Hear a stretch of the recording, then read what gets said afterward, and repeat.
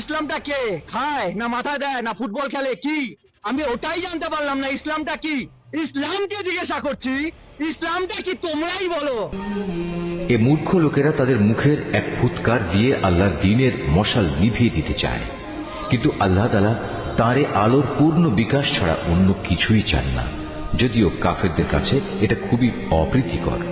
তিনিই মহান আল্লাহ, যিনি তোমাদের কাছে সুস্পষ্ট হেদায়েত ও সঠিক জীবন বিধান সহকারে তার রাসূলকে পাঠিয়েছেন, যেন সে এই জীবন ব্যবস্থাকে দুনিয়ার সব কয়টি বিধানের উপর বিজয়ী করে দিতে পারে। মুশরিকরা এই বিজয়কে যত দুঃসহই মনে করুক না কেন, হে ঈমানদার লোকেরা, আহলে কিতাবদের বহু পণ্ডিত ও ফকির দরবেশ এমন আছে যারা অন্যায়ভাবে সাধারণ মানুষের সম্পদ ভোগ করে। এরা আল্লাহর বান্দাদের আল্লাহর পথ থেকে ফিরিয়েও রাখে। এদের মাঝে যারাই সোনা রূপা পুঞ্জীভূত করে রাখে এবং কখনো তা আল্লাহর পথে ব্যয় করে না, তুমি তাদের কঠিন পীড়াদায়ক আযাবের সুসংবাদ দাও।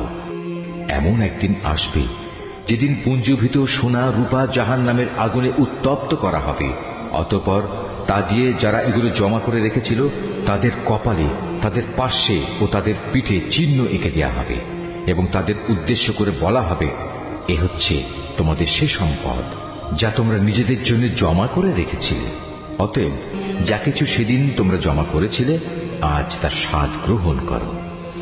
আসমান সমূহ ও পৃথিবী সৃষ্টির দিন থেকেই আল্লাহ তাআলার বিধানে মাসের সংখ্যা লেখা ছিল 12টি।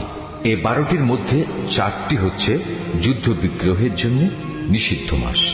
এটা আল্লাহর প্রণীত নির্ভুল ব্যবস্থা। অতএব তার ভেতরে হানাহানি করে তোমরা নিজেদের উপর জুলুম করো না।